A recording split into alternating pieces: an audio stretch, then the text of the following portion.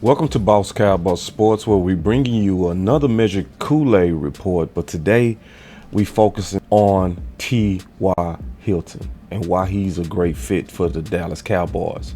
So, obviously, everybody know about the news of Ty Hilton being acquired, but he makes sense for a whole lot of reasons. The main reasons that Ty Hilton makes sense is because he's a route runner. And when you're dealing with a route runner, that's somebody on our team that's very Dak friendly, and he still hopefully has some explosion left. Now, the reports are that he killed his workout, destroyed it, was just exciting, is that he came in ready to go.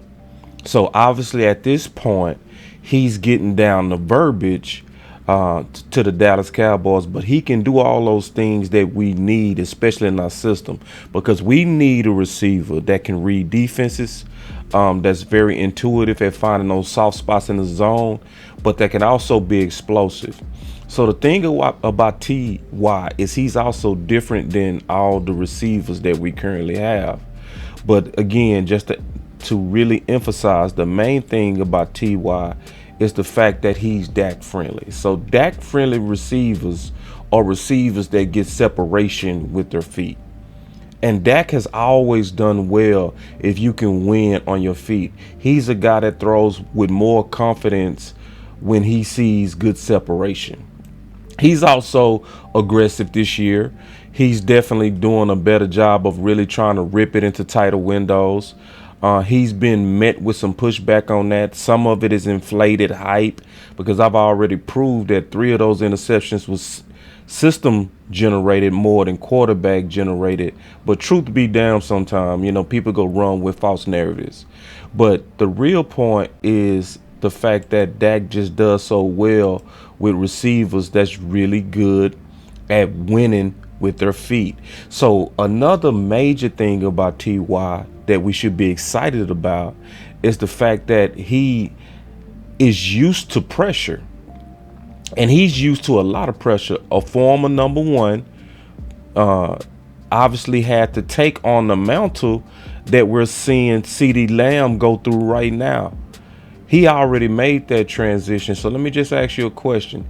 If you're going from a number one to a number 3, is that more pressure or less pressure?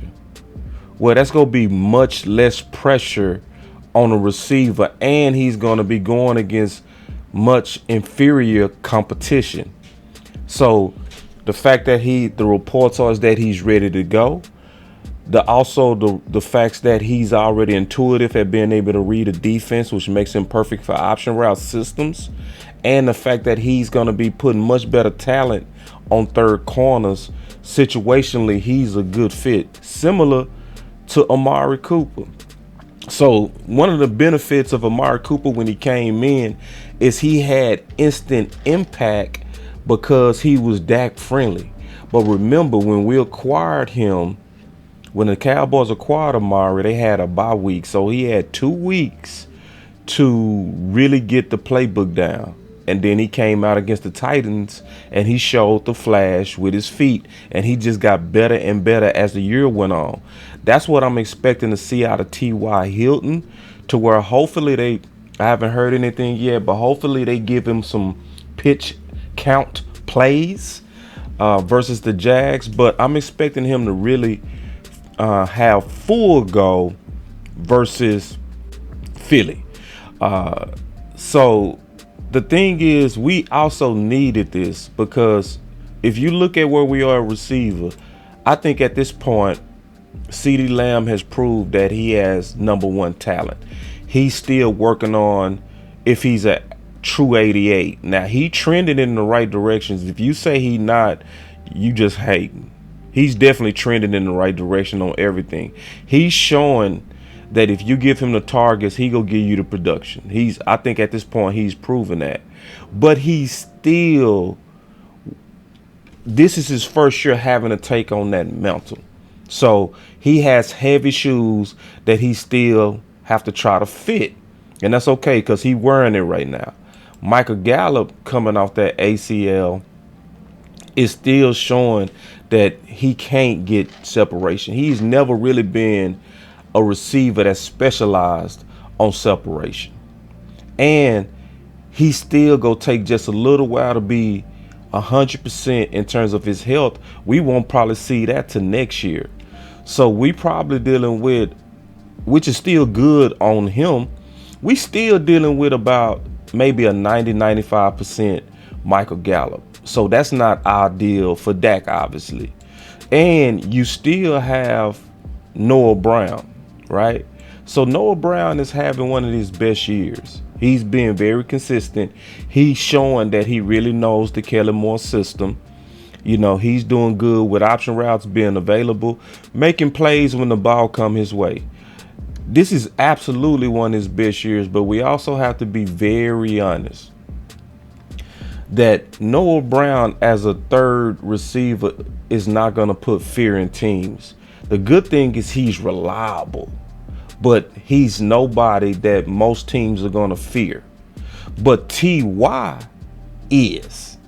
See, Ty is somebody that teams are going to have to account for. And the honest smart thing about this is also perfectly preparing for a potential Super Bowl run and preparing for our biggest opponent that's in the way, which is the Philadelphia Eagles.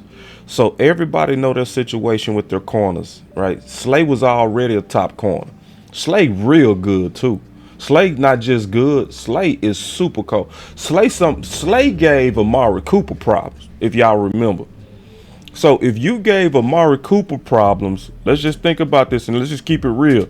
If you gave Amari Cooper problems, you likely go also potentially give CD Lamb some problems. And CD Lamb, he won the matchup against Alexander, but Slay is on another level to me than Alexander. Just keeping it real, you know. So that's a question mark in terms of that matchup. And if we being honest, you got to favor Slay. You got to favor, just on paper, you have to. Because I'm not talking that fanboy talk. I'm talking about real matchup stuff. So then you also had Bradbury versus our number 2 potentially, right?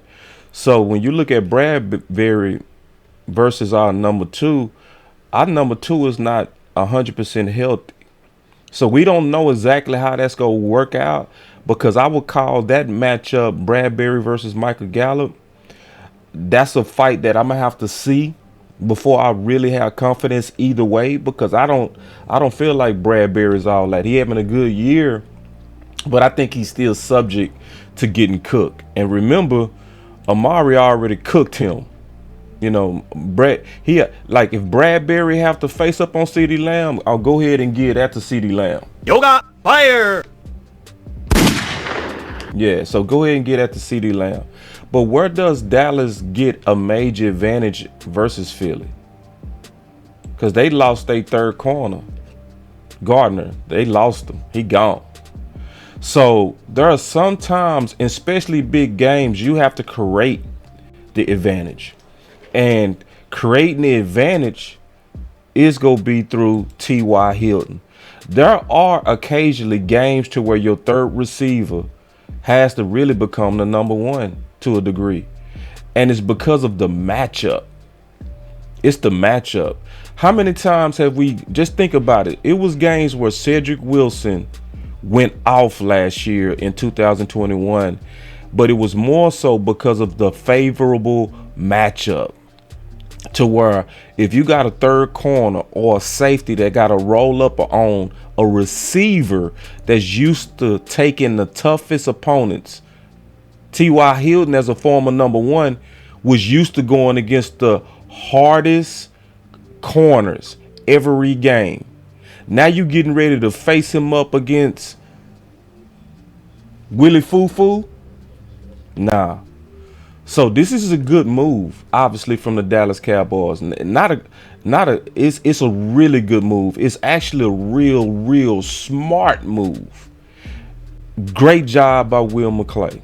Again, great job by our front office. And Law and I already did film sessions on Ty Hilton. because we've already been in talks.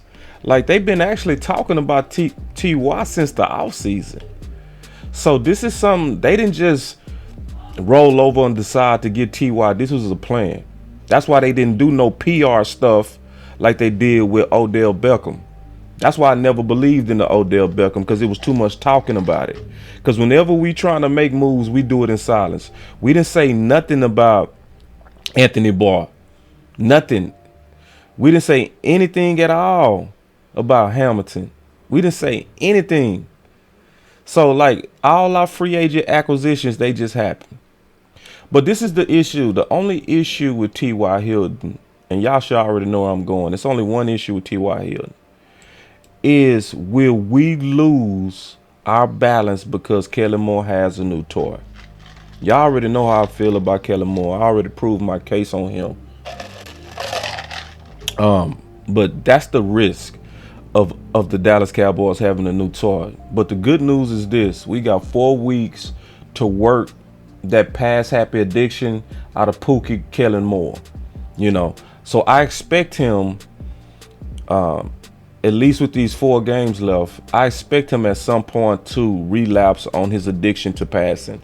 Is everybody know at this point is what he's going to do, not what he might do. It's what he's going to do. It's just, when is he going to do it? That's the real question.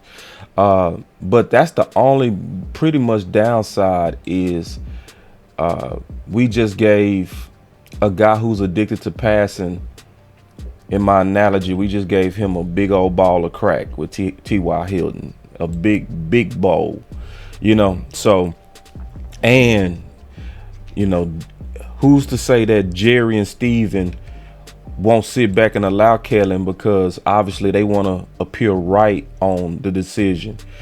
But the best thing going for us is time. And the best thing going for us is Mike McCarthy. We already know that Mike McCarthy been pulling Kellen Moore against his crack addiction with passing. We already know that. He already came out and said that the main thing that he focused on during the games is making sure that Zeke and Pollard get their touches. So we do have somebody that's trying to bring balance to Kellen Moore at all times. But we also know, especially if you've been following Boss Cowboy Sports for any amount of time, that pretty much, for the most part, Mike McCarthy doesn't have the true power over the offense. He has the power to influence at best.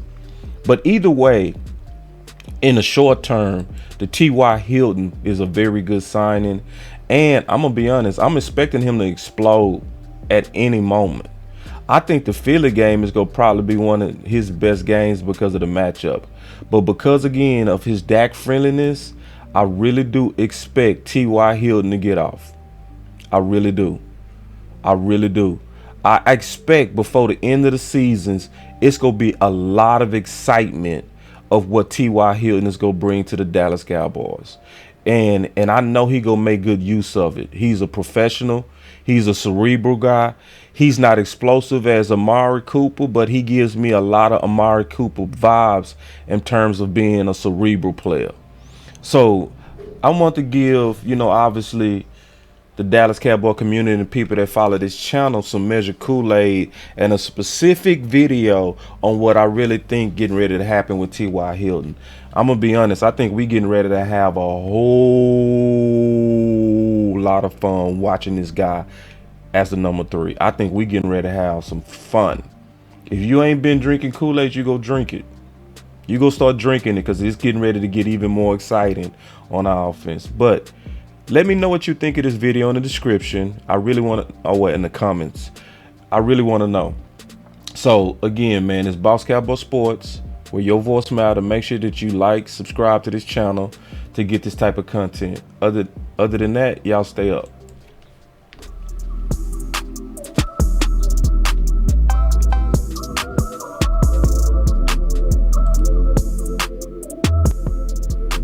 Boss Cowboy Sports, where your voice matters.